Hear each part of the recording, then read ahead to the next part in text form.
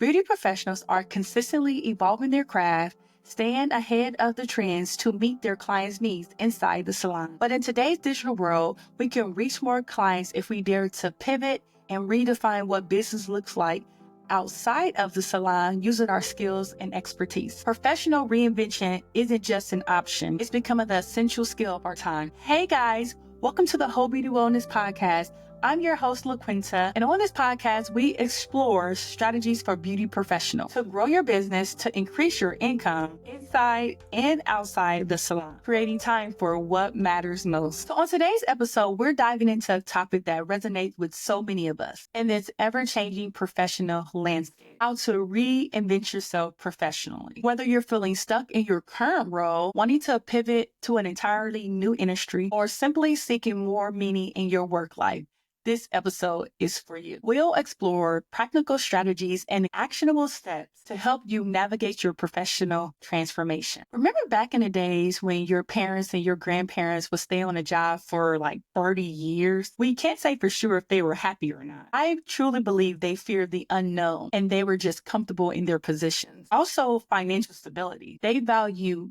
job security and financial stability over their happiness and fulfillment. According to a recent study, an average person will change careers, not just jobs, 5 to 7 times in a lifetime. I remember getting my hair done back in the days, and the owner of the salon, she was in the salon for I started getting my hair done when I was like 16, 17.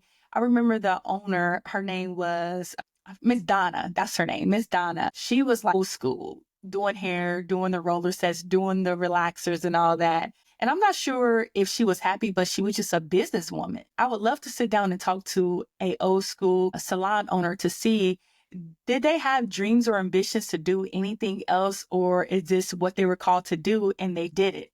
I just remember so many old school owners in Dayton. I'm from Dayton, who had salons and been having them for years. And a lot of them still doing hair. So are you a beauty professional and you've been doing hair for a long time or doing some kind of beauty service for a long time? How long have you been doing what you do? And what was your career or job before doing beauty services? I was in the beauty industry for 14 years. I still do hair outside of the salon. Personally, straight out of high school, I was an STNA. I think you guys call it today a CNA or a nursing assistant. And I made about $11 an hour. My checks had to be $1,000. I would work 48 hours every 2 weeks just to get $1,000 check. I believe I did that from age 17 to 27. Of course, at 27, I started making a little bit more money. How I transitioned into the beauty industry is my boyfriend at the time helped me discover what I was truly passionate about. And he was like, what is something that you would do outside of being a nursing assistant, not worrying about money? What is something you wouldn't mind not getting paid to do it? I've always, like when I was a little kid, when I was like 12 and 13, I knew how to braid hair. So I would make $10, $15 braiding kids' hair, the little boys, little girls. I would do beads. Little boys had braids back then and I would braid their hair. And still to this day, I really do enjoy doing hair. I just don't enjoy what it does to my body, being on my feet. And when you're doing one-on-one, there's a cap on the amount of money you can make. But unfortunately, when you got kids, you got to make money. You can't do things only because of passion. I love the creative part about doing hair, especially braiding. Like you can braid it up, you can braid it down, you can do designs. You can do up styles, even my locks. Like I can do different creative things with my locks as well. I wanted to help people feel good about themselves. So that's why I went into the beauty industry. So in 2010, I went to hair school after finishing my degree in healthcare administration. That degree, I never used. That's a whole nother story for another day. Just know I wasted my money and I never used my degree. But being an STNA, I thought that, well, I really don't like patient care. I don't like taking care of people. So I'll just do the administrative side. So I went to hair school. I went into a salon straight out of school and I had no clients. I had about 2 clients that I took from school with me. But starting out, I had no clients and I had to pay booth rent. I did like a salon suite. They were not popular. They were just coming out. People were just discovering salon suites in 2010, or maybe they were discovered before then, but it was new to me. But I knew I didn't want to work in a traditional salon. So I went into a salon space as an independent contractor. That's how I changed careers. I went from being an STNA to a hairstyle. So I started making 2,000 or more in a week versus making 1,000 every 2 weeks. Some days I would have an $800 day, just depending on the day and the service that I did. I also did nails. I enjoyed nails because I got to sit down and just talk to my clients. I wasn't really on my feet. I got to really connect with my clients because like you're kind of in their face when you're doing nails. I did pedicures as well, and I really enjoyed those services. So let's get back to you. There's probably many reasons why you would like to consider reinventing yourself. A lot of times the industry changes, you can't adapt to the changes that are happening, or you don't enjoy the changes. Sometimes we reach our ceiling in our current role, and there's limited growth opportunities. We also experience burnout and we no longer feel passionate about our work. Or you might just want to discover new interests and new skills to pursue. Sometimes life circumstances changes and requires more flexibility because your priorities shifts, which was me. After having kids, I had to reinvent myself again. Professional reinvention isn't just about surviving. It's also about thriving. It's about taking a look at your current life and doing what works for you in this season with a plan. Don't allow only external factors dictate your path. Internally, you must be fulfilled as well. Let's conduct an honest self-assessment. This should be fun. So first, let's identify what's working and what's not working in your current role. Which aspect of my work energizes me? Which aspect drains me? What skills do you enjoy most? What values do you have that are not being honored in this current position? Next, take inventory of your transferable skills, communication skills, problem-solving skills, project management skills, leadership skills, capabilities that you have. Helping other people solve their problems are just a few. I discovered coaching just from being behind the chair doing hair. As a beauty professional, we're like therapists. Your clients come in with problems and we're there to listen. I became a really good listener in the salon and I helped them come up with solutions to their problems. Then I started thinking about my life. How can I get paid to do what I'm already doing and that I love doing? But then I needed to do some personal development. If I wanted people to listen to me and take me seriously, I need to do some work on myself and take my life seriously. Then I reinvented myself again. My first course was Dale Carnegie, How to Win Friends and Influence People.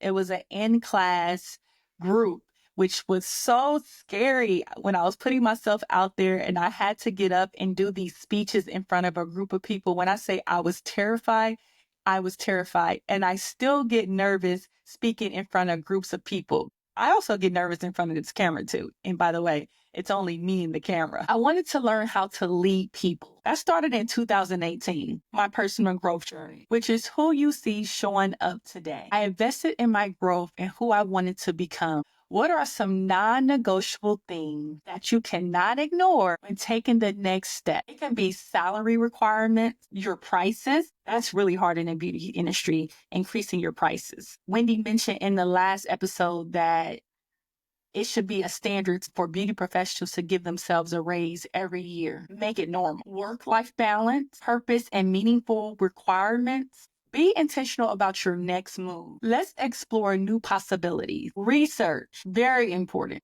What roles currently align with your skills and your interests? Reach out to people in the industry that you think you would like to go into and ask questions. Most professionals are happy to share their experiences. Just offer something in return.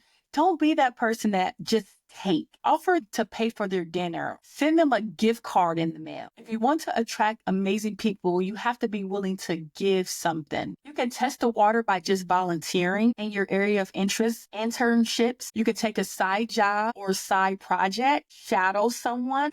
Start a side hustle. We all need some extra cash right now. Or build and create the experience that you want. So now let's build a roadmap. Let's create a practical roadmap for your reinvention. Identify what credentials or skills you need to be competitive in your new field. Consider courses, certifications, community college classes, industry conferences. I love conferences. You can learn so much at a conference and connect and meet so many amazing people. Books, podcasts like this one. Okay, now let's talk about rebranding yourself. Update your professional narrative across all social platforms. Change your picture. If it's an old picture of you, update your picture. You can do a cheap photo shoot of a headshot, putting some props in the photo of who you want to become. For instance, you can go on Canva and create a banner for Facebook and to create a new identity. Create a resume. Maybe you want to start off just getting a job, doing a thing that you want to do.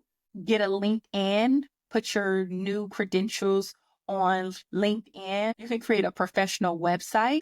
Also get your elevator pitch together. So when you're talking to people, you can seem educated and like you know what you're talking about with this new identity. We overthink it and we don't need that much to get started. You just need yourself and to show up. You become an expert by doing a thing, being experienced at it. You don't become an expert by only a degree. People respect you more when you're actually doing the thing that you tell them that you want to do, not so much of getting a degree in today's world and whatever field that you want to be in.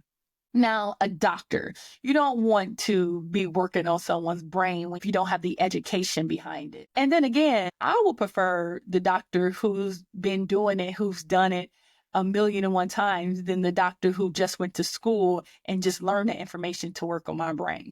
But still, with certain professions, you have to have a degree. I totally get it.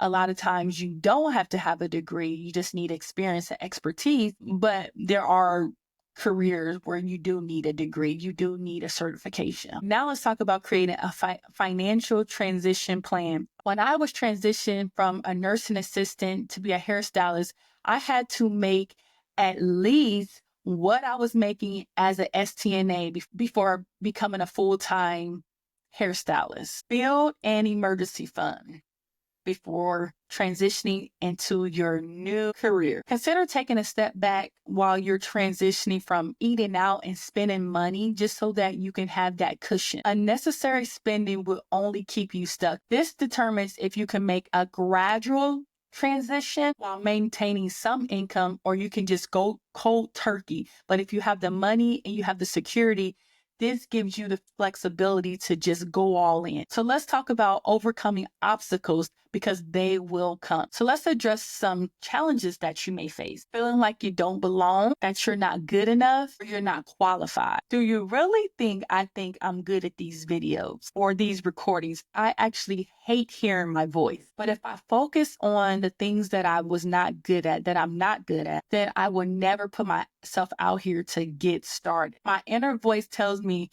girl, stop what you're doing. You suck at this. But I know the more I put myself out here, the better I'll get. I would still be an STNA currently if I didn't make the decision to bet on myself. I would still be a hairstylist working in a salon if I didn't make this decision to bet on myself. Now I do coaching and I do podcasting, and I feel like I have more meaning in my life. There's always a new level for you. Just recognize that everyone starts somewhere. But if you focus on your transferable skills that you're already good at, this process will be easier because you're not trying to learn a new skill. You're just focusing on what you're already good at and transfer those skills over to a new profession. Get you some support and accountability partner, some kind of community. Always celebrate small wins on this journey. A lot of times people have age concerns. Well, I'm too old to do that, or I'm too young to do that. People won't take me serious because I don't have kids, or people won't take me serious because I haven't been doing this long enough. Listen, experience at any age brings valuable perspective. My daughter is 10 years old and she gives me advice on relationships. This girl has never been in a romantic relationship, but she's on the outside looking in and she sees my flaws and I respect her opinion and she's learning from me. So when she calls me out, I'm open. Continuous learning is a new normal across generation. Your unique combination of experience is your competitive advantage. Let's talk about resistance from others. Everyone will not understand why you're doing what you're doing. Be selective of the people opinions that you value. Find people and talk to people who support your vision. Join communities of like-minded people when I mention conferences, that's the best place to find your tribe. Consider a coach that specializes in your career transition. Remember when Oprah was a talk show host and she transitioned into becoming a owner of the network? She had many challenges. Go back and listen to her story of her transitioning from being a worker to an owner. There will be challenges throughout your process. She talks about how she had to persevere. Tamara Hall worked for one of the morning shows, and I believe she got released from her network, and she started her own show. And now she's on like the 7th season, has a family. She has a husband now. She had a baby like at 50 or something like that. These two people used what they were already good at, their expertise, and made their own and created their own lane. Reinvention is a process that takes time. It requires patience, resilience, and a willingness to start again. Remember that your precious experience, things that you've done in the past, is never wasted. It's part of your story. It's part of your journey. What makes you you today. It makes your perspective valuable, unique, and worthy of being everything you desire to be. As you embark on a new reinvention journey, be kind to yourself, celebrate your victories, and learn from your setback. Always remember why you started from the first place. So I would love to hear your professional reinvention stories from 18 to now. Please share them in the comments on social media. My name is LaQuinta McClure on Facebook, Whole Beauty Wellness on IG. On YouTube, I'm LaQuinta McClure as well. Go in the comments and share with me your professional stories. I would love to hear from you. And remember, it's never too late to become who you might have been. Let that sink in. I'm currently taking one-on-one clients, teaching you how to turn your knowledge and your skills into a digital product to sell online. Courses, ebooks, monthly memberships, and I can even help you create a podcast. Book a discovery call by visiting wholebeautywellness.com/services. I also put a link in the description on YouTube to click on. Thanks for tuning in to the Whole Beauty Wellness podcast. If you enjoyed this episode, please subscribe and leave a review and share this with a friend who might benefit from it. Until next time, bye now.